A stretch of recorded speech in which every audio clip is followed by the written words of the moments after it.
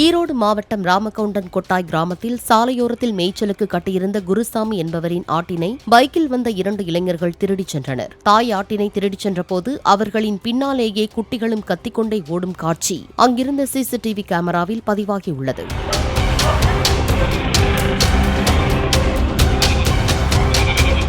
ஆடு திருடு போனது குறித்து குருசாமி அளித்த புகாரின் பேரில் வெள்ளித்திருப்பூர் போலீசார் விசாரணை மேற்கொண்டுள்ளனர்.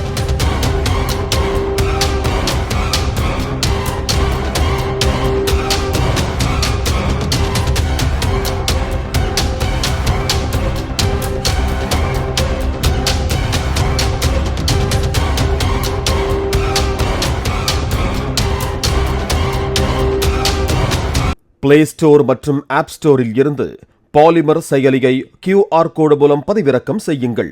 செய்திகளை உடனுக்குடன் பெறுங்கள்.